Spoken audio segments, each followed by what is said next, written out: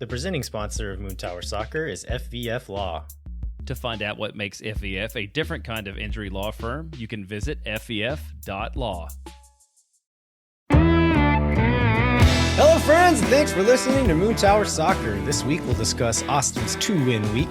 We'll also preview the U.S. Open Cup game this Wednesday and then a league match on the weekend. We'll also cover Austin FC's salary updates, Owen Wolf's performance at the U20 World Cup, and a few other pieces of Austin FC news. My name is Landon Cottam, and I'm joined, as always, by Mr. Jeremiah Bentley. Hey, everybody, I'm Jeremiah Bentley in Landon.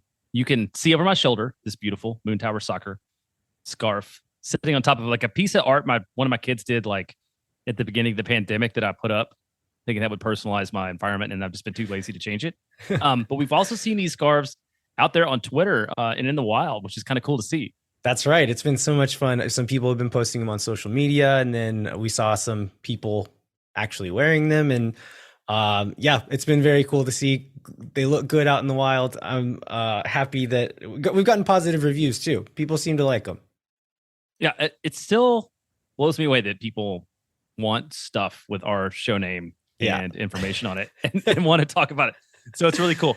And, between Hello Friends and Thanks for Nothing, See You Never, you're starting to develop like a library of catchphrases too, I think. Yeah, there's like a Moon Tower Soccer lore now.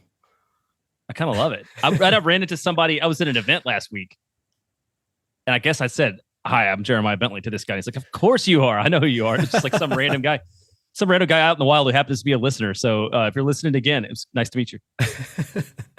All right, we have a lot to cover. We're going to recap 2 games. We're going to preview 2 games, and then we've got some pretty prominent news to cover. So let's jump in and get going. Let's start with Owen Wolf at the U20 World Cup. So he got a start in their first game against Ecuador. They ended up winning 1-0. He played all 90, got the assist in, I think it was like 90 plus 2, 90 plus 3 minutes out of 4 minutes of stoppage time at the end. And so I was playing my own game and I did not get to watch this, but got to see some clips and highlights and then listen to like the Scuffed podcast and talk to some other folks. And by all accounts, Owen did fine, but he was being played out of position as well. He played more as like a winger. I know you love that, right? Yeah. Last year, all year, you were talking about how Owen Wolf dominant and natural on the wing. Yeah. So Adam Bells from Scuffed said that like Owen Wolf, Owen is one of the younger guys on this team. And so for him to start out of position and hold his own and like not look out of place, I think is pretty high praise for him.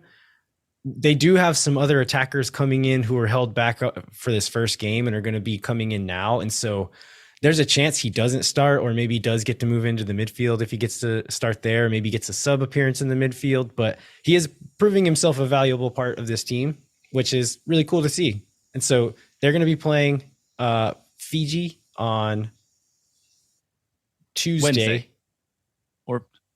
Tuesday. That's Tuesday right. At 1:00. And then Slovakia Friday at 1:00. So Ecuador is considered, of the other 3 teams in the group, Ecuador I think is by far considered the best team in this group. And so winning that one is a big deal for this team. So is this just like every other group? So it'll be 2 or tournaments where the 2 top teams of the group get out and make it into the knockout round? Is that Yeah, I think the structure is just like the adult World Cup. Or the big current iteration of it, I guess. Well, that's true too. So yeah, I was really excited to see him get on the score sheet. Not a lot of folks had him predicted as being a starter. Maybe it's the reasons that you said, because there were people coming in who will take a spot, but it was good to him to get that chance, showcase himself. And I think he's sort of making progress toward being like Austin's first big like international sale. Yeah, definitely. We also now have the MLS Players Association salary dump, which means we know how much all the Austin FC players make now.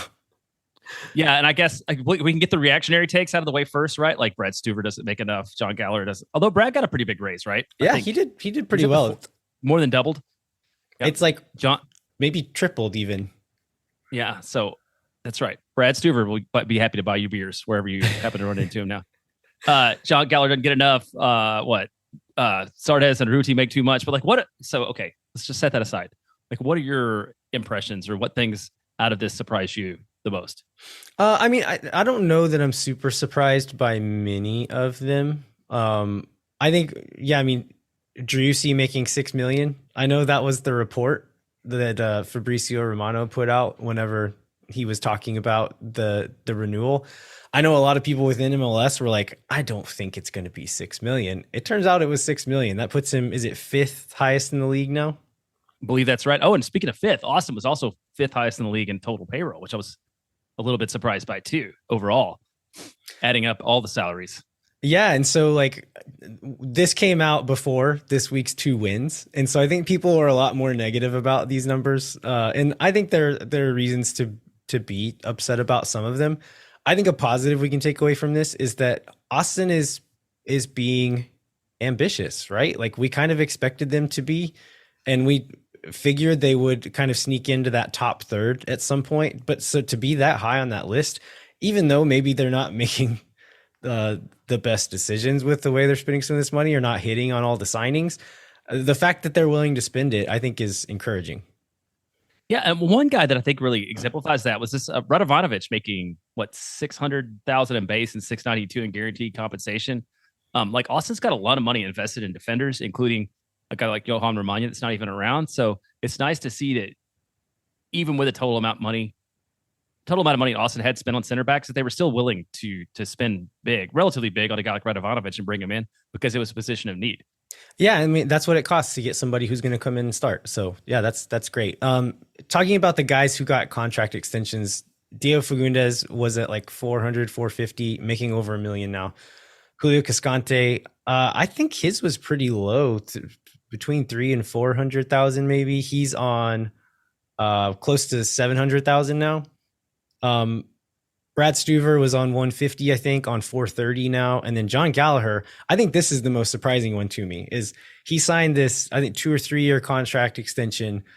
I think he was on just over 100 last season, just making 300,000 now. And that was, we kind of predicted that, like, it wouldn't be a super high number. A guy of his age who's moved around a lot, that he would maybe take a little bit lower number for a longer guaranteed contract. And it looks like that's exactly what happened. So all things considered, relatively speaking, he's still making pretty good money and has that guaranteed for the next 2 or 3 years. And so I understand why you make that compromise, but it does still seem maybe a touch low. Yeah, it does. And the other things that are low and they're at the bottom of this list and are just a testament to how, if you pull these roster positions off right, they could be so valuable. It's Owen Wolf, Dani Pereira, both on 100,000 in base and like less than 120 guaranteed, which we know because of being a homegrown and being a Generation Adidas player, is what you get on that contract. But it just shows how valuable those extra designations can be in terms of output, because obviously Austin has got a lot out of those two guys so far this year, and even going back to last year for basically no money. Yeah, I also saw a lot of hand wringing online about Justy Zardes' number. This is kind of what we thought it was going to be, though, right? Yeah, absolutely. It's not a surprise at all on what his number was. We knew he was going to take a little bit of a pay cut. I think this is right. A little bit of a pay cut from last year. Still, guys, 11 years in the league, consistently produces double figure goals. There's no way that they were going to be able to get a player with that pedigree for much less than this. Yeah, I'm not that upset about the number. I think the number, like, as we've been saying, like, he's looking like he's aging. I think the number that I am maybe a little bit concerned about is the length of his contract and not so much the amount of his contract. Yeah, and this will get back to, this is a point I had written into the notes for, I think, the second game, but I did see people talk about how much he's making per goal. And like, the guy scored 2 goals this week. Like, he's had a good week. Could we just be happy for Driussi right now and not keep being as negative as possible? Yeah. All right. Jeremiah, read this next piece of news you have in the list, because I don't actually know what it means. I was going to ask about this next piece of news and see if you even understood it. So I think we get it here. So Sebastian Driussi was named the EA Sports FIFA 23 MLS Team of the Season. My son had to explain to me, Jackson, that this was a big deal. So I think it's only 8 total Major League Soccer players that make it onto that list. And so he was one of 8 players selected for the Team of the Season. So it just shows the recognition that he continues to get across the league. We've also been hearing some whispers over the last few weeks about Dani Pereira potentially getting a call up to the Venezuelan national team. They have some friendlies coming up in the United States. Do you want to go over some of the things we've been kind of hearing with potential of that? Yeah, and this is very much from a guy who knows a guy, but the second guy is somebody is definitely in the know. So, as you mentioned, Venezuela is going to play in the United States during the June international break, so June 15th and 18th. And it seems like there's a pretty good potential that Dani will get a call up. So there's a possibility he'll get to play for his national team because, I mean, this is such a big news because his legal status continues to still be pretty questionable because of him being an asylum seeker. And we believe that he still can't travel outside of the United States at all. With very limited exceptions. We saw him not be able to go to Canada, I think last year, right? And he has been able to play in Canada this year, but there's a lot of questions about this, and the dysfunction of the Venezuelan government and political situation does not help at all with this. Yeah. So the fact that they're going to be playing here in the States, it would allow him to go and do that. Again, like good for him, just like a guy that like we're emotionally invested in now. It would be really cool for him to go and see, but from like an Austin FC business perspective, Owen Wolf is off raising his eventual transfer value at the U20 World Cup. Dani Pereira playing for Venezuela would do the exact same thing. If he can go and get some minutes for Venezuela and put on a little bit of a show there, does the exact same thing. Yeah, it does. Well, except for with his current visa status, it may be like impossible for him in the short term if he can't leave the country, play anywhere else. Yeah, so maybe a bit of selfishly good news for Austin FC fans that he may not be able to go anywhere else for a while, but cool news anyway. Yeah, it's cool. It's cool to have a guy with the potential to be a full national, and it would be exciting to see him get in even in those friendlies, no matter what it might mean long term for Austin. Last little bit of news we'll cover is Austin FC 2 got another loss at home to San Jose Earthquakes 2. I was at this game. It was San Jose made it real ugly, and they snuck in a goal in the 33rd minute. It was a shot that was not super hard. Damian Loss had it stopped and just let it go under his arms. Very uncharacteristic mistake by him because he's been so clutch this year. And so you could tell he felt really bad after the game. But outside of that, I mean, San Jose did a great job defending Austin and really limited their chances going forward, and then would just try to break on them and do something afterwards. So San Jose really didn't get very many chances in this game, but neither did Austin. Yeah, watching this one on TV from home, it looked like there was a pretty good crowd again at Palmer Field. Looked like a bunch of kids got into it with some of the San Jose kids. Share a little bit of that. Yeah, there was like a huge gang of 9 or 10-year-olds, and there was at one point a little boy with a luchador mask on flipping the double birds to one of the San Jose players, and it was one of the most glorious things I've ever seen. But they were all leading their own little Morga section, doing chants and stuff, and it was really cool. It was just a moment where I'm looking at when these kids are 25 and have grown up in this culture, watching this team, and they start having kids and raising them. That's a really cool thing to think of, having Austin FC have that much history and these kids that have grown up in the culture of it. It was cool to see. San Jose, there's a kid that was starting for them that plays on the U17 national team with Micah, and fans, he was the right back on their side. So the fans were kind of yelling at him. He starts chirping back at the team or at the guys in the stands. And so it was a show all around, even if the soccer on the field wasn't too great. So you could continue to say seems like a pretty good value in terms of entertainment. Oh, absolutely. Absolutely. For the cost, the price, the atmosphere. So whether they're winning or losing, it's probably good to go check that out when you get the chance. Okay, Jeremiah, we have so many games to talk about. My brain is starting to become too full, and I'm almost certainly going to make mistakes on this, but we're going to recap the Sounders game and the Toronto game.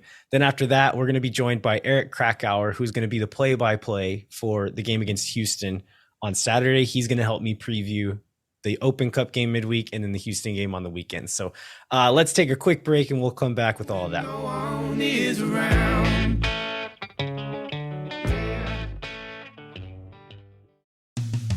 Moon Tower Soccer is brought to you by our friends at FVF Law, the official injury lawyers of Austin FC. FVF is a different kind of personal injury law firm dedicated to community, transparency, and client education. You can go to FVF.law to find out what makes FVF a different kind of injury law firm and why understanding your legal options can dramatically change the outcome of a case. Once again, that's FVF.law. Amplify Credit Union is a member-owned financial cooperative that served the needs of Central Texans for over 5 decades. Amplify's team lives and works in the community, making them experts on how members can achieve their financial goals. What makes Amplify different? No bank fees. Amplify is the first financial institution in Texas to put an end to bank fees. In 2022, Americans paid almost $8 billion in overdraft fees alone. Millennials pay an average of $336 a year in bank fees, which will see game tickets per person per year. You'll pay none of those bank fees with Amplify Credit Union. Amplify membership is open to any Texas resident. Learn to trust your bank again at Amplify Credit Union. To learn more, go to www.goamplify.com/moontower. All right, we are back. We're going to start off with the midweek game in Seattle against the Sounders. Austin FC picked up a maybe unexpected 2-1 win on the road against the best team in the West. Jeremiah, were you surprised by this one? How are you feeling going into this game? I was floored by this one. There was so much negativity around the team, around everything, and knowing that Rodney was going to be out and with these other injuries going on. And with how Seattle was doing, I don't think anybody had much expectation. I remember asking myself, it was even worse staying up, for a 9:30 kick on a Wednesday night to check it out. And the first half, the first part of the game was uneventful, but at the same point in time, I'm like, well, at least Austin's not getting run off the field. I think almost from the beginning, it seemed like maybe this was going to be a night where things got a little weird and maybe Austin would manage to pull it out. Cause I don't think that, the next goals ended up really in favor of Seattle, long-term, but at some point I went from thinking oh yeah, we're going to get blown out to, oh, this is going to be competitive and maybe something good. Maybe we'll have a couple wonder goals and something good will happen. And it didn't take too long. They did not look out of place.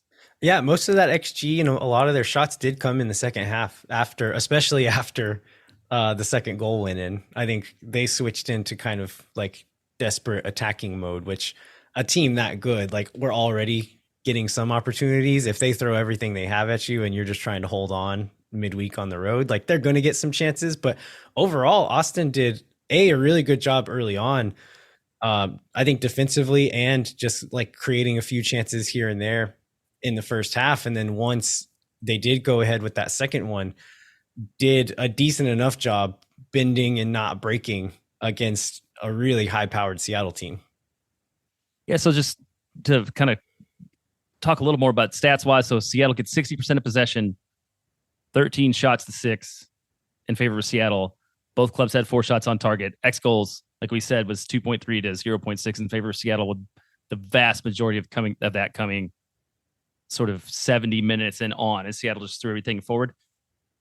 You said you wanted to talk a little bit about the Austin defensive shape. I think now I'm confused about which game we were talking about. So yeah. if it's appropriate here, do it. If not, we can wait till we get to the next one. No, this is it. Yeah. So we've talked a little bit about the change in the attacking shape, and we haven't really gone into details about how Austin is defending now. And so they've switched to that 5 at the back. And we've always we're still in the attacking end. We're kind of in the same shape that we were when we were defending in a 4-4-2 before. But now the defensive shape really is 3 center backs, 2 wing backs going all the way back, and then 2 central midfielders, and then kind of 3 forwards leading the press. And so throughout, even last season and this season, Austin have generally defensively been pretty soft through the middle. They've been pretty easy to play through most of the time. And in that 4-4-2 defensive look, it was the front 2. So last season, it would have been Driussi and Urruti doing a lot of that defensive running. And so whenever they were on and organized, it went well. But I felt really often it wasn't organized. And so pressing has to be this coordinated action with a whole team. And if everyone isn't on the same page, then you get pulled apart pretty easily. And that happened quite a bit. And so defending in this back five look, it is kind of more of a mid block, meaning like they're not always pressing so high. They're using those three forwards to put pressure on center backs, like not allowing them to have really easy passes long or in between lines or anything like that. And then having like those five at the back, it allows the center backs to sometimes follow forwards into the midfield. So you would see Alex Ring and Leo Väisänen and did Radovanovic started this one, right? Radovanovic, yes. Radovanovic was the other center back on this one. Yeah, so you would see them following Jordan Morris and Nico Lodero and some of these guys into the midfield. And like they know they can do that because there's more guys behind them. And so instead of it being like the press, when they would press high sometimes last year, they'd see a trigger, the front two would go. That's a sign for the next line to then step up and the next line to step up behind them. But it just didn't work all the time. In this like kind of mid-block 5-2-3 defensive look, it's less about pushing everyone up and like squeezing them towards their own goal and more about directing them to where you want them to play, and either up against the sideline and then you squeeze them against the sideline. Or if they play into the middle, you then have Dani Pereira and in this game, Johan Valencia, able to be focused on a specific area of the field instead of having to cover kind of everywhere. It's like, okay, if it comes inside, like in an inside channel, then the front line is going to back press on those guys. We're going to press up and kind of just like squeeze them in the middle, and hopefully the ball pops out in those situations.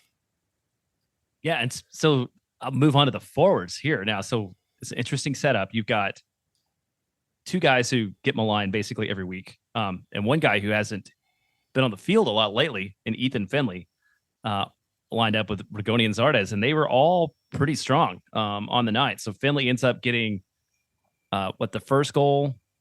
Did he pick up a goal and an assist? Yes. Yeah. He had a goal and assist. Rigoni had an assist on the first goal. And then Zardes finally gets in the score sheet and picks up the second goal. So it's good to see players sort of break out a little bit. And that's what Austin's going to need to see for this season to turn around, to continue turning around. Yeah. And like Ethan Finley is one of the guys who, as we're playing these, like the guys who would have been wingers in last year's setup, playing them more internally, Ethan Finley is a guy who I was concerned about doing well in that role, and he looked really good in this game. So like having him again, like whenever we get everyone fit, we'll talk about this a little bit more later, but yeah, I was really pleased with his performance. So going a bit back to the press, the first goal comes from Alex Ring having the freedom to kind of press into midfield. So Radovanovic hits a long diagonal and Seattle wins the header, heads it back upfield. Ring reacts really quickly and kind of pushes his way upfield, wins a challenge and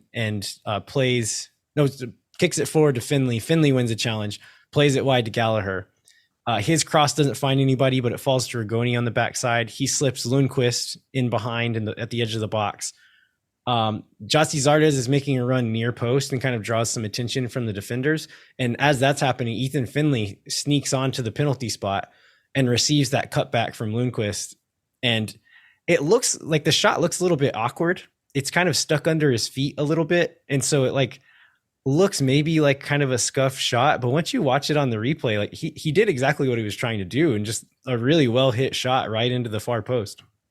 Well, it looked like the main thing he was trying to achieve out of that was to get the shot off quickly. I mean, that's what I got, because like it doesn't spin long at his foot. He doesn't really set up right. He just like the ball comes in, he turns, he puts a foot on it, and it goes into the goal. And I think that seemed to be his priority, was like getting it off at the space that was available. Maybe not lining it up for like the most powerful shot that he could have made. Yeah, but it was hard enough and placed really well. So really good goal by him. The second goal comes in. Oh, I don't have the minute written down here. Do you know that off the top of your head? Second goal's 57. 57th minute. So this one is like a little, I don't know, not like a super well worked or sophisticated goal, but they don't ask how, they ask how many. And this one starts with a wide ball to John Gallagher. Ethan Finley run, like as we've seen these guys doing, running behind in that inside channel. Gallagher slips in behind. Finley takes it to the inline and just chips one into the box and finds Zardes' head for the goal. And so it looks, I don't know, like I said, it's not super well worked. There's not a lot you can point to, but if you watch Zardes' movement in the box here, it is good. Like, I'm not going to say it's like brilliant or like a genius thing, but it's a little example of like the little things that Gyasi Zardes does well all the time.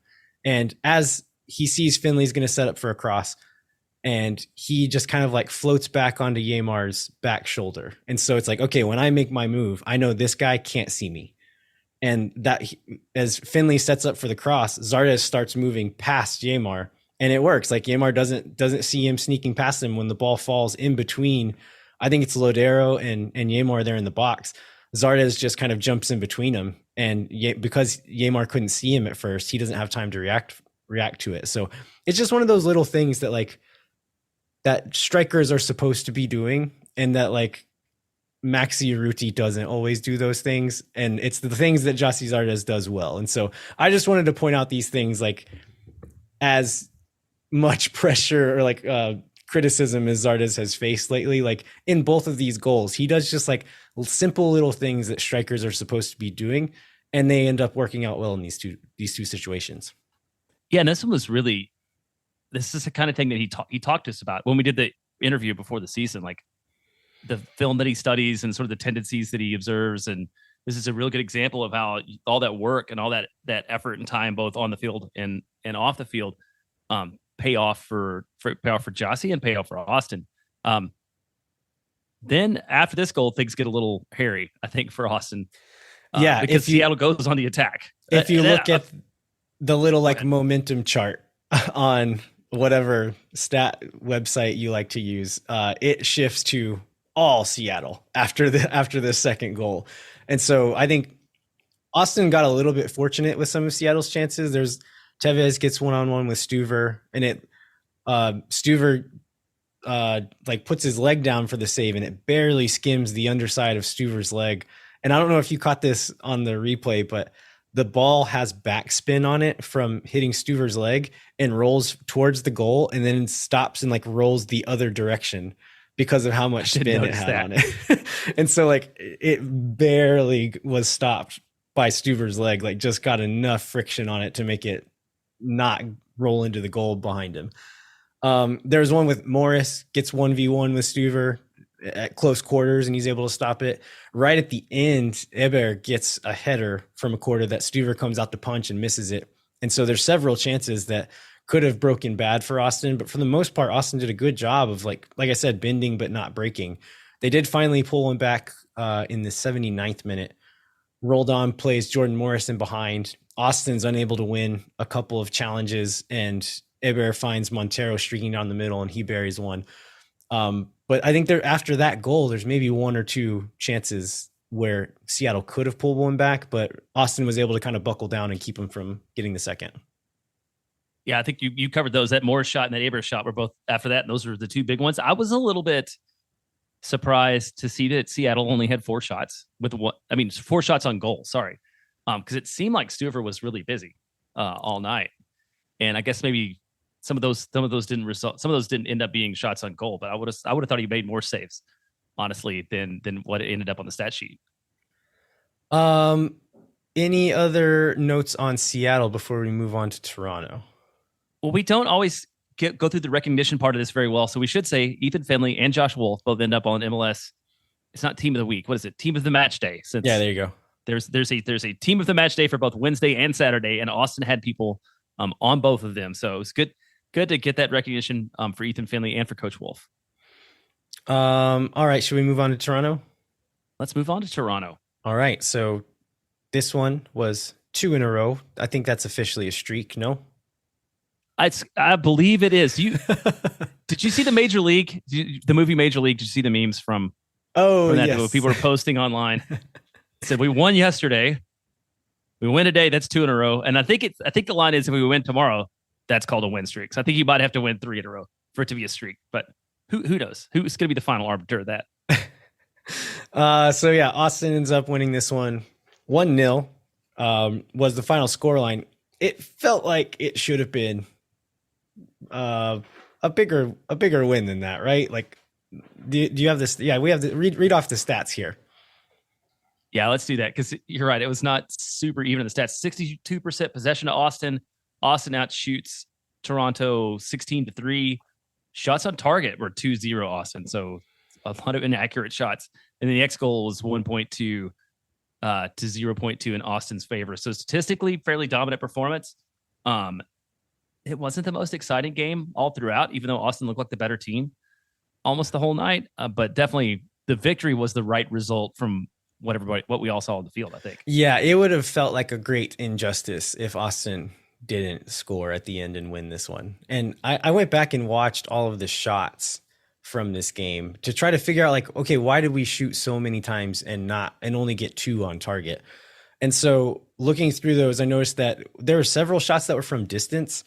A couple of them I thought were the right call. Like sometimes if you're that like into that like zone 14 in midfield and there's nobody putting pressure on you and you don't have an option, take a crack. Yeah, that's not a bad spot to shoot from. But there were 2 or 3 where there were options ahead. And I think it was Redes one time had Gallagher out wide and he could have gotten in behind and had a pretty dangerous ball into the box. And then another one, maybe Dani Pereira, I think he had 2 long shots. One of them I was fine with, and the other one, I think he had some options where he could have played someone in. So I think that's part of it. I think another reason is Austin had 11 corners. And so corners are going to lead to some low percentage, quote unquote, shots, right? And so that kind of pads that number a little bit. The best chances in this game are Maxi Urruti hits one off the post, I think in like the 13th, 14th minute. And that was a really well taken shot from Maxi. And he's really unlucky. If it's 2 or 3 inches to the right, that bounces into the goal. And so unfortunate that one didn't go in. He had another one in the box that ends up getting blocked later on. Lundqvist misses one from just outside the box where he kind of hits it with the outside of his left boot. And I think it misses by maybe a foot high and wide right. And then Rigoni gets a free kick from kind of a diagonal angle that hits off of the side netting just outside the post. So some other options, some other like really good opportunities that did not count as shots on target, but were still dangerous. Yeah. The woodwork was definitely a key player in this one. Nick Lima hit the woodwork too, but it turned out to be okay once he did that. Yeah. So the result of the play had to be okay. So the goal finally comes in so a ball gets cleared from a set piece. I don't know if it was a long throw or I don't remember exactly what it was, but just as the clock ticks past 90 minutes, the ball gets cleared all the way back to Stuver. Valencia gets it off of Stuver, carries it upfield, plays a big diagonal to Lundqvist on the left-hand side. The pass is a bit behind him, and then his touch kind of brings him back away from goal. And Richie Larea comes in really aggressively, and Lundqvist feels the pressure and turns on him and is able to step up into space. And because we still had all those numbers up from the set piece, he decides to go ahead and just take a cross from there. And so the first ball is headed straight up in the air by a defender. And then watching this one back, number 19, I think is a 20-year-old guy who's maybe their like left wing back or somewhere on that left-hand side. But the ball goes up in the air. Nick Lima is getting into position to get under that ball. And number 19 just steps away from him and just like walks 2 or 3 yards the other direction. I do not know what this guy was doing. I think maybe he thought Johnson was going to come out and challenge for it and he was going to give him space to do that. But he ends up not challenging Nick Lima. And I think Nick Lima, expecting contact, ends up turning around and like getting ready to brace some contact, which is why he's facing away from goal when the ball comes to him. And he does like the no look backwards header that ends up hitting off of the bar, falls onto Zardes' head, and then Zardes does really well to place it just out of the reach of a defender waiting on the line there. Yeah, and then can you explain what Hugo Cascante is doing this whole time? I mean, he's laying on the ground. Yeah, this is an important part, which I think it plays a role in this. So the first ball that Lundqvist plays in, Cascante comes diving in for, like right through the middle of the 6-yard box, and that defender gets his head on it and pops it up. Julio falls on the ground after diving and then just stays still, just freezes, which you could say like maybe he's going to get in the way, but it ends up being like pretty key to this. Like So number 19, I said was walking away from the play. I think he expected Johnson to come out, but Johnson could not come out because Julio Cascante was laying in between him and where the ball was going to fall.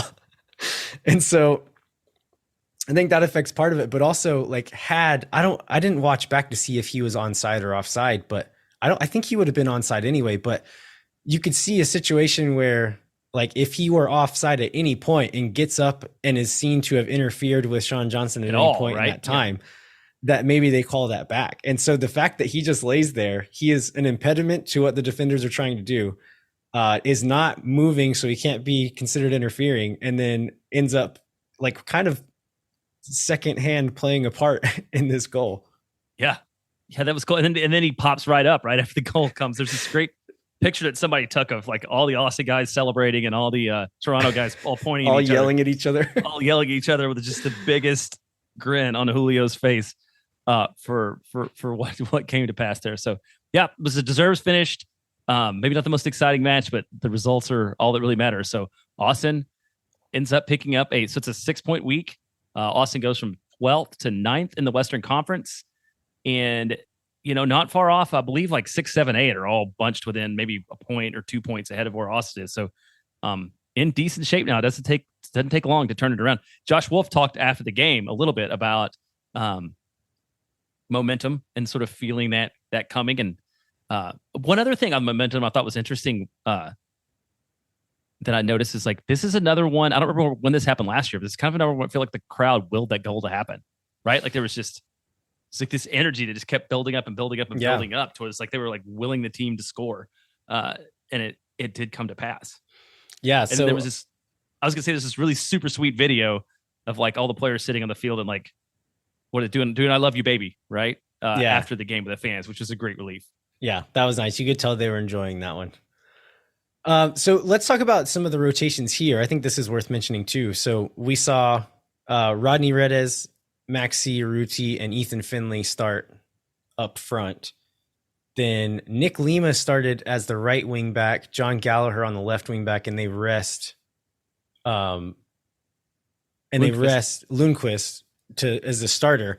Nick Lima had a really good game. That goal aside, I thought just like as that wing back role, it's a spot where with the wingers playing so high, it's just another thing. Talking about Finley in that inside role, Lima playing this high flying wing back thing, I was not super stoked about. He had a great game. Yeah, he did. If you can trust Flop Mob as a source, this was his best game on the year. They gave us 7.8 on that one, which was the only other one that was close was the Vancouver match back in April. So yeah, he looks strong. Sophie Jafal gets the start in midfield alongside Dani Pereira, and then they pulled Dani. I think partially because he's on a yellow card, partially because he's not been subbed out of a game all season, I believe, and so you have to start resting him at some point. Put in Valencia and Jafal finish out the game next to each other. I thought Jafal started off a little bit rough, made some not great decisions, some sloppy passes, but as the game went on, I feel like he grew into it and had a pretty good game overall.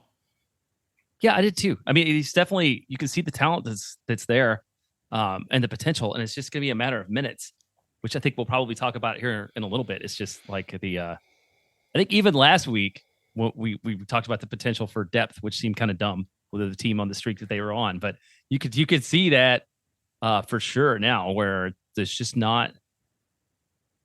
probably more talent than minutes to go around, but there's also a bunch of 2-game weeks. Yeah. In current player form, we've got Johan Valencia on a string of really solid performances.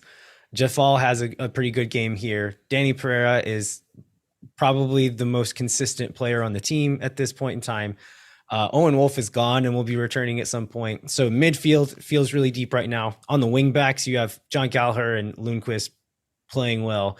Lima also coming in and playing well. So having those three guys being able to kind of rotate between the two spots feels good. And then Radovanovic, I thought, played pretty well against Seattle, and then played well in his appearances in the other games so far. And so, yeah, just like looking across the team and talking about the wingers, like the attacking players as well, a lot of options here. And this brings up one question that I think a lot of people have been asking lately, which is, where do you fit Driussi into this team? Like, where's the best place to put him in to where you're maximizing the personnel on the field without having to take someone else off who's also performing really well? Do you have an answer to that? Man, I guess it's hard to find. Yeah. To find an opening, especially if, I mean, with how successful this current formation has been, you know, it would be easy to find a spot in last year's formation, but this 5 at the back with a wingback with the wingbacks makes it really hard to find an open spot. Other than you've always got the classic false 9, which is the least productive position that Austin has on the field so far, even though Zardes has scored 2 goals in 2 games. Yeah, or you put him back in the midfield and sit several talented midfield players. Yeah. So before saying exactly where I think you should go, I would like to make an announcement of my campaign. I'm officially launching a campaign tonight against using the word wing or winger when talking about the current setup in this Austin FC team. We do not have wingers anymore. The way that we've been playing is defending. It is a back 5. And so you've got those 5 at the back, and the wing backs are going all the way back and defending deep. Whenever they go forward, they are now the wing players. Like, it is, I know we talk about Rigoni and Redes and Finley. Like, I think in our minds, those guys are wingers. And so the position they're playing now is on the quote unquote wing, but they are not playing as wingers anymore. They're playing as attacking midfielders. And so I think like formations and positions are concepts, and they're useful as shorthand to kind of talk about certain things, but they're only useful in so much as they help you understand something better. And I think in this moment in Austin FC's tactics, it is no longer useful to call them wingers. So I would like to say, like, going forward, I'm going to talk about center backs. We have 3 of those. We have wing backs. We have 2 defensive mids or 2 6s, which has generally been like Dani Pereira, Johan Valencia, Sofian Jafal. We have 2 10s, 2 attacking midfielders, which has been Rigoni, Finley, Rodney Redes. And then this is where I think Driussi should step in. And then we've got a striker, which has been Maxi Ruti, Jossi Zardes, Will Bruin. I've said, some people asked me and seen online, like saying like, I want to slot Driussi into like the role that Rigoni's playing, the role that Rodney's playing, one of those spots. And the response a few times has been like, oh, I don't want to play Driussi on the wing. And I was like, wait, there's not, like, watch where these guys are standing. Watch if you go on like FotMob, SofaScore, any of these things where like their average position they're playing internally as attacking midfielders. And so it is the same position, the same spot on the field where he scored however many goals last season. And so I think it is the best spot for him. I think the dilemma is when you have Driussi, Rigoni, Fagundes, Finley, Redes, all healthy. Like, how do you get your best 11 on the field? Yeah, that will be what a good challenge to have. But Driussi's part of that 11, without a doubt, right? Like, he's not the guy that you're looking for minutes for. Yeah, and I think in like over the long arc of the season, this usually takes care of itself, right? Like, guys get hurt, guys need to be rotated, guys are out of form and aren't playing well. So I think as Driussi works his way back into fitness, he'll probably be a sub. He's not going to start his first game back, and so he'll be the guy that sits out. After that, as he's working his way back into starting fitness, okay, you look at the other 3 or 4 guys. Who's in the best form? All right, they start.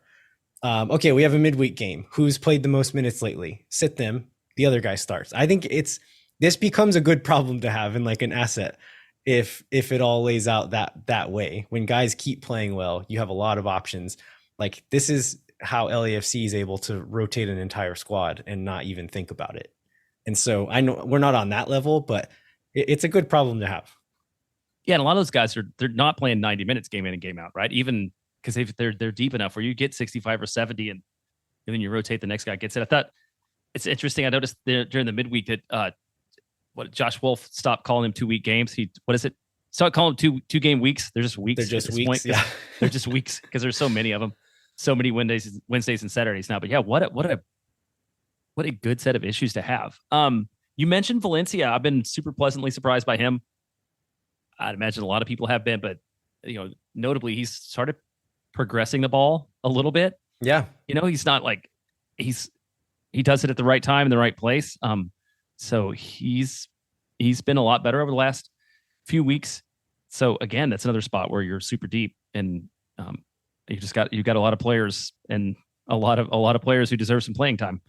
Yeah, going back to like my excitement for fitting Driussi back into this spot, like the things that Austin FC is doing really well in the attack right now is the finding those long diagonals to a wing back on the far side, center backs finding those attacking mids like in the inside channel, breaking a line and finding them upfield. That's been Rigoni, Redes, Finley receiving that ball kind of on the half turn, turning and driving. Like we've looked good in that. Imagine like everyone else playing that well, those little mechanisms, those patterns working really well, but it's Driussi on the other end of it. And him turning, starting an attack and then crashing the box, or him being the one arriving late on the box on the backside. Like that's a great thing to have. And so I've heard some people say like, we need to change the formation so we can get Driussi, Rigoni, and Fagundes on the field at the same time. And I would be very hesitant to shake anything up too much right now as far as like the structure of the attack, because I feel like it's really clicking. I know we didn't score enough goals against Toronto, but I think things are clicking right now. I think we just plug and play with these same positions, these same structures until it breaks, because it looks really good to me right now. Yeah. So what do you think we'll see on, I guess you'll get into this in the game preview. Like, what do you think the lineup looks like on Wednesday? Yeah, I don't know. I mean, honestly, I think you put out, I think it's less about, in my mind anyway, it's less about like form, like factoring that in some, but mostly like who needs rest, who can go the most minutes in this spot, and like strategizing it as far as rest and legs go, as opposed to who's going to like prioritizing the Houston game or the Chicago game. I think you just say, okay, these guys have played a lot, maybe we rest them, because there's, like we said, there's so many guys playing well that I don't know that I have a preferred 11 right now. It's like, who can play the longest? Okay, you start. And then they come on. The other guy who has been playing a lot and maybe can't play 70, 80 minutes, only has 30 minutes in his legs, comes on as a sub, and then that guy starts on the weekend. That's the kind of the way I'm looking at it. And I would imagine that's how Wolf is thinking about it too, but I could be wrong. One other thing before we get out of this week. So Danny managed to pick up the yellow card in both of these matches, which leaves him at 4 for dissent. So Danny, again, knocking on the door of yellow card suspension, which is another reason why it's good that there's lots of people playing good minutes, because I feel like the 5th is coming at some point. Yeah. I'm not happy he's getting these cards because of the way he's gotten them. Before, it would be like reckless fouls. That's how he got most of them last year. I feel like his defensive game has improved so much that he's not putting himself in that situation anymore. But he's also like stepped up as a leader a little bit. I think he feels a responsibility to be that leader on the field, which maybe leads to him yelling at the ref a little more than he should. All right. Anything else before we move on, Jeremiah? No, I think it's ready. Time to move on. All right. We will take a quick break. We're going to be right back with Eric Krakauer to preview the U.S. Open Cup match against Chicago and then the MLS match against the Houston Dynamo. Moon Tower Soccer is brought to you by Covert Ford. The Coverts have been meeting the needs of local car buyers for 114 years because of their service, financial expertise, and support after the sale. In addition to supporting car buyers, Covert's an important part of the soccer community and an official automotive partner of Austin FC. Right now, Covert Ford has a hot deal on a 2023 Ford Bronco. Stock number PLB 27534 is available for a sale price of $36,408 plus tax, title, and license. With tax, title, and license, down payment plus first payment of $3,238.83, this Bronco can be yours for just $478 a month over 36 months. Ooh, I really like the look of those Broncos. If you are in the market for that particular Bronco or any other new or used vehicle, be sure to check out covertford.com. Moon Tower Soccer is brought to you by Sage Wilson Realty. Thanks to Sage Wilson Realty, we'll be giving away 2 tickets to an upcoming match. So fill out the form in the show notes to enter for your chance to win. Again, this is made possible by Sage Wilson Realty. If you or someone you know are in need of Sage real estate advice in Austin, talk to our friends at Sage Wilson Realty. Be sure to check them out online at sagewilson.com. All right, we are thrilled to be joined by Eric Krakauer. Eric, how's it going? Good. Happy to be on. Thanks for the invitation. Yeah, absolutely. So you were the play-by-play commentator for Charlotte last year, joined the Apple TV crew this year. How's it been going? How's it different from just calling one team every week? Well, number one, it's been terrific. I actually just posted something on Twitter the other day saying it's a dream. It really is a dream. When you get to travel the country, visit different stadiums, and call soccer games for a living, there's not much to complain about. Maybe some turbulence in some of the flights that we've had. Other than that, it's been smooth sailing. Just a great opportunity to be involved with this project, which I think is great for the league. And, in a way, you get to know the league a little bit better because not only are you calling the games, but you're getting to meet fans from different teams. You get to meet the people who work in the clubs, people that you don't often hear about, communications people, content people. So it's a great opportunity to get to know the league and the people who drive it forward. Yeah, so you're going to be on the call on Saturday for Austin's game against Houston Dynamo. But we did this to Mo Edu last week and kind of snuck up our midweek game on him too and made him kind of preview that one blind with us. So you're kind enough to say that you'd be willing to do the Open Cup game against Chicago. So this is the round of 16. It's 8 p.m. Wednesday night in Austin. The winner of this game will play the winner of Houston Dynamo versus Minnesota. And so Chicago beat Chicago House AC, is that what the first team was? And then St. Louis City in the next round to make it to this round. So doing okay in the cup, but they're currently sitting second to last in the East. They fired their manager a few weeks ago, brought in Frank Klopas, a guy deep ties with the club, and had a brief new manager bounce, which led to them beating St. Louis City twice, once in the league, once in the cup. But then they had a loss, I think, right after that. And then the most recent was a wild multi-red card 3-3 draw against Atlanta. Broad strokes, like what do you think is going right and wrong at Chicago right now? Well, I think I should start by saying that I was surprised that Ezra Hendrickson was let go of so soon. Yeah. If you look at some of Chicago's results this season, they were edged out by their opponents, and a lot of those results went askew in the last few minutes of the game. You take either ties or losses, you add a point or three, and they would have been top side of the table. So it just shows you how quickly a campaign can change in this league because of parity. So I thought he was hard done a little bit. We saw the manager bump or bounce with Klopas coming in, obviously a guy who knows the club inside and out. I think that since he's arrived, we've seen a better version of Shaqiri, which is clearly important considering that he's the best paid designated player in the league. And I would add that, if you look at that roster top to bottom, I think they have a competitive squad. I love Gutierrez. I think he's a really interesting talent, a kid who plays with a lot of confidence and pulls off something special in various games. So I believe they're a team that should be doing better than their standings show. Yeah, so you mentioned Gutierrez. He and Chris Brady are two 19-year-old academy products who are starting most games for them. Brady every game, and Gutierrez has pretty much solidified himself as a every game starter at this point. Those guys, not place for place, but replace two young guys that left this last year, Gaga Slonina and John Duran.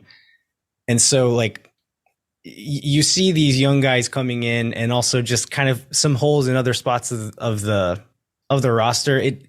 I agree that maybe Hendrickson was a little bit hard done by with kind of what he was given, and also if you're going to hire a guy that's inexperienced as a head coach, you should be willing to give him a longer leash than that. But going forward, like you mentioned Shaqiri with Brian Gutierrez and him playing next to each other. Early on in the season, they weren't playing at the same time. Now next to each other, it seems to be helping out both of them.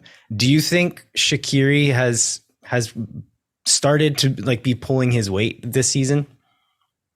Well, look, I think it's too early to tell. He's had a few good games. Slow start to the season. He's an interesting player. I used to cover him at Lyon. He was there for about half a season before he was plucked from there by the Chicago Fire. And he's just, and his entire career, having watched him play his entire career, number one, I think he's always played better for Switzerland than he played for his clubs. Bayern Munich the same, Inter Milan, he was there for a short stint. So he's played for at a lot of big clubs, Liverpool included, and he's played more of a squad player role than anything else. Star player for Switzerland, squad player for the club teams that he's played for, and all of a sudden he's brought into the Chicago Fire. Huge transfer fee. If I remember correctly, Chicago actually paid more for him than Lyon did when they took him away from Liverpool, and he wasn't playing well. So it was a huge gamble, in my opinion, that the club took for him to come in and be the guy when he hasn't really been the guy at club level. And we're seeing that. He's playing well in flashes, and they absolutely need a little bit more consistency from him if they're going to compete for a playoff spot. And I'm not so sure, based on his track record, whether that sort of consistency is something that he is able to find. So they, like I said before, they're currently sitting 14th in the West. They have 18 goals for, which I think puts them about middle of the pack for the Eastern Conference, but then 21 goals against, which is one of the higher totals. And so there's going to be opportunities for Austin to get chances against this team. It's a team that will give up a goal. And so I think that's the thing that Austin needs to do in this game is the last few games, Austin has been getting chances and keeping sustained possession and kind of creating goal scoring opportunities in different ways. And so I think they'll have a decent opportunity to win this matchup here midweek. But it's the cup. And so the form kind of goes out the window, and teams start at this level of it, start to kind of focus a bit more on it. Well, I think Austin should be looking forward to this game exactly because of those statistics that you mentioned. They're not scoring freely this season. What is it, 11 goals or maybe a few more than that so far this season for Austin in league play? I can't remember right now. 13, 14 at most. The good news is Zardes all of a sudden found his scoring touch. Game-winning goals in back-to-back games. Let's see if that translates into cup play. And then against Houston, Fagundes is back from injury. Injuries have been a real factor for Austin this season. So I actually think that they have a very good chance of coming away with a result against Chicago. You mentioned Houston. Let's move on to that game. So the Dynamo actually sit 10th in the West, just behind Austin. They had a really hot little stretch there for a while and were looking really good. And in the last 4 games in the league have been a draw, 2 losses, and then another draw. I only had some red cards that led to maybe some of that form. But in general, what do you think is working and not working for this Dynamo team? I think Ben Olsen has essentially brought a lot of structure to the team this season, defensively in particular. They've not conceded. I think they've conceded just 1 goal at home this season, which is and that was with, I think, 9 men on the field at the time. Yes, exactly. I called one of their games. It was a win against Inter Miami, and I was really impressed with the diligence in their defending, but also in the way that they did create scoring opportunities that they simply couldn't put away. Daniel Steres scored the winner in that game. He's a center back playing as a right back this season. And I got a chance to speak to Ben Olsen a few weeks ago, and he really emphasized how important bringing defensive structure was to that team. And he was essentially hoping that things in the attacking third would improve. You mentioned 4 games without a win. I think the most important results out of those 4 are a draw and a loss at home when they'd won every single game at home up to that point. So the big question against Austin is whether they are able to find that defensive solidity and some firepower in the attacking third to get the job done. Yeah, so head-to-head all-time between these two teams is Austin with 4 wins, Houston with 2 wins, and there's been no draws in this matchup. Generally, there's been goals in it as well. So with the Dynamo not giving up many goals, that's going to be something for Austin to maybe be a bit concerned about, is making sure that they score when they go there. I think, like I said before, this does catch Austin at a good time. The last time they played, I think it was the first game in an 8-game winless streak in the league for Austin. It was not a good time for them. They're playing much more confidently, playing much better at this point in the season. And so I think it does catch them at a good time. Hopefully with Houston on a downward turn, Austin on an upward turn. And this is when these games start to count, right? The Copa Tejas, there's not equal number of games. And so the first game didn't technically count towards the Copa Tejas standings. This one counts. All of them count from this point forward. And so the stakes will be a little bit higher. And yeah, hopefully Austin will come out kind of firing and be able to get something out of this one. I'm just hoping for a fiery affair. I want this to feel like a derby, if you will, like a regional rivalry. So when this popped up in my schedule about a month ago, I was very excited about it. I like the stadium in Houston. I think that it's kind of like tight, and the fans are on top of the action, which now that they're attracting more of them, given that they've had more positive results, can become a little intimidating of a venue for Austin. And we saw that in the first game that they played against each other, the 2-0 game. The good news for Austin is, if you look at their results this season, home and away, there's not too much of a discrepancy, right? They're not a team that, like last season, was doing really well at home, and away from home was sort of, well, they were actually pretty good away from home compared to the rest of the West. Yeah. And given the way traveling in MLS tends to be very, very difficult. So there's just a lot of ingredients which makes this one of those games where you really can't anticipate what the result is going to be. Yeah, I think the last time, I don't know if this is the last time Austin went to Houston, but the last game I went to there for Austin, it was like a midday, like, I don't know, a 2 p.m. kickoff or something, and it was in the high 80s. And Brutal. So not a huge crowd there. Maybe with this later kickoff, and like you said, they have been drawing better crowds this year. Hopefully the atmosphere will be good. As far as like the rivalry atmosphere, I know before Austin actually started playing, there's a lot of people in Houston and Dallas saying like, oh no, Austin will never be our rival. Like, Houston's our rival, or Dallas is our rival. That went out the door pretty quickly. And so these games have been spicy. The teams want to beat each other and the fans want to beat each other. And so I think it should end up being an entertaining match in one form or another.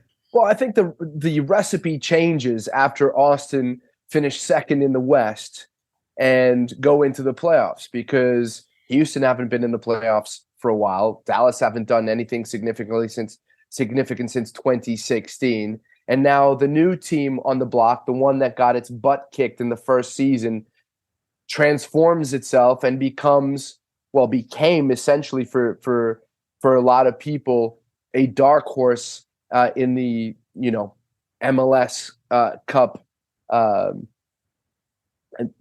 odds, I guess you could put it that way. So that changes the way a rival perceives you, right? They're not the whipping boys anymore. In fact, they're garnering all the attention, and we're not. I think Houston was last season, or second to last in the West. Dallas did have a good campaign, did go into the playoffs, but maybe they expected to get more out of them. So I think the recipe is there for this to become a very fiery 3-way rivalry as the years progress. Yeah, I totally agree. Before we wrap up, have you been to Austin? Have you called a game in the stadium at all? I haven't. I haven't been there, so we'll see if I get a game in Austin anytime soon. Yeah, it's a good time. It's a good time. Do you have any questions about the team, about like Austin fans? I know you mostly called Eastern Conference games last year, so I know a lot of you guys are getting to know the Western Conference this year too. Yeah, but there are a lot of players that I know very well. You know, I called a lot of Rodney Redis's games at Guarani in Paraguay. You know, I know Rigoni well from his time at Elche, and I actually said publicly 2 years ago that Rigoni would be a really good signing for an MLS team, and I've had egg on my face for a long time. He's actually been a bit of a target for a lot of the MLS talking heads, but we are slowly starting to see the exciting player that a lot of people believe that he is and could be in this league. So I'm looking forward to seeing those two guys click on, you know, or fire on all cylinders, because they have a lot to offer and they're so different from each other. You know, if you play Rigoni on one side and Redes on the other, Redes much more direct, much more of a hard-working, hard-nosed winger, whereas Rigoni has really good feet, you know, silky touch, neither of whom is a scorer, and I think that hurts Austin. But if things start clicking, and then you get Fagundes back, and all of a sudden Zardes starts scoring goals. If Driussi comes back, we haven't even mentioned the fact that Driussi has been out, 4 games now? Yeah, and the something results like that. are taking a turn for the positive. I would venture to guess that a lot of Austin supporters, given what they saw last season, are in the doldrums a little bit about how things have gone so far in 2023. But when you look at the team on paper, again, I said it about Houston. I'll say it about Austin. There's a lot of talent there. And if things all of a sudden the chemistry starts, appearing, the cohesion is there. This is a team that can still make a lot of noise this season. Yeah, Rigoni and Redes have both really turned a corner in the last handful of games, and with Redes especially, man, like this is like Rigoni was still new relatively to this team. Redes has been here, and all of a sudden he looks like a changed man. I don't know what it is, confidence, a change in the role that he's playing, but he really has turned it on. You know, one thing that I'll say, I don't know, for time, I don't know how much time you have, but you're good. But Lloyd Sam, who's my co-commentator, a guy, that I've been working with in Charlotte, and we're very lucky that MLS decided to keep us together. We're the only partnership that remained intact. Everybody else was sort of split up. I've learned a lot from him in terms of a player's mentality, and the ups and downs. I mean, I knew about these things. Obviously, I've been around soccer my entire life. But when you work with a guy who has played in the Premier League, but he's also played in USL, he's also played in the Championship in England, so essentially the different divisions, you get a different perspective about the highs and the lows that players go through, and how adaptation sometimes takes time. It's a completely different culture for a guy like Rodney Redes. I think somebody who lives on the East Coast and moves to Texas has to go through an adaptation period. So hopefully we're going to start seeing this from Rodney consistently, and the same for Rigoni. And you asked me if I have questions for you. How are you guys viewing the team defensively? Because it just seems that there's a lot of shuffling going on there. You got a player down with a ACL rupture, players playing on opposite flanks. How are you feeling about how things are going on the back of the team? I think that is getting better as well. And like Alex Ring has stepped in and done a great job as a stand-in center back. We now have Alexander Radovanovic, the new Serbian guy, at starting fitness now. So we have him, Leo Väisänen, who's been really good this year, and Julio Cascante is fit again and able to start games. And so we're to a point now where we have 4 guys in this 3-man center back crew that we can rotate in with these midweek games. And I'm comfortable with any of these guys starting at this point. Yeah. Adam Lundqvist wasn't even making match day rosters at the beginning of the season. He's been one of the best players in the last 2 or 3 games for Austin. And he'll probably start against his spot. former team. Yeah, he's been great. And Gallagher all the way through last season has been really good as too. So it's like a spot where historically we've been very thin at center back. And we're at a point now where we have 4 guys that I'm happy with any of them starting. And that's it's a new feeling here in Austin. I was very disappointed that it didn't work out for Romagna in Austin. I know, man. Another guy I knew well, he played at Guarani with Rodney Redes. There actually had been a lot of interest from Brazil before he went to Austin. And at one point when Cascante goes down, you start to think that it was a bad idea to let this guy go, even though he didn't hit the ground running. But maybe he would have. But hopefully he's happy with the move. So. All in all, I'm really looking forward to this matchup. All right. Well, as you mentioned before, you're going to be on the call with Lloyd Sam on MLS Season Pass on Apple TV. Eric, thanks so much for joining us, man. Thanks for having me. Appreciate it. Anytime.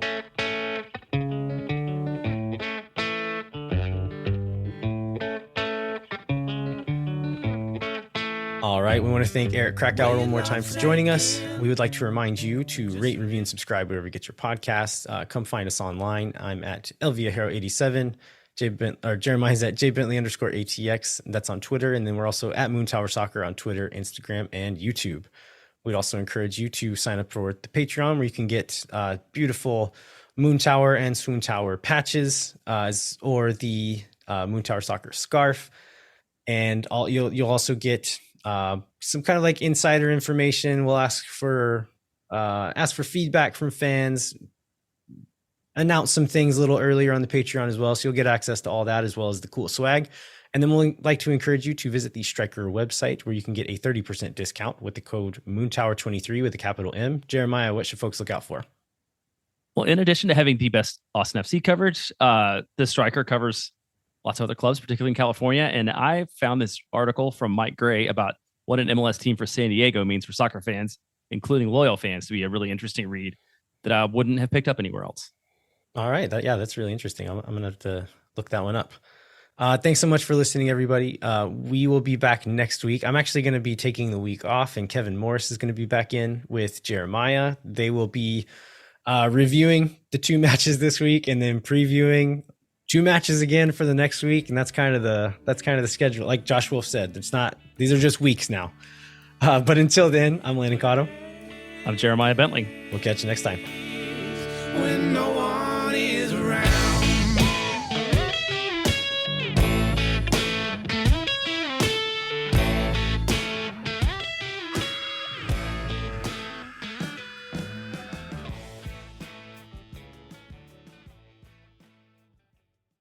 Thank for nothing, see you never. La gente Oh my God.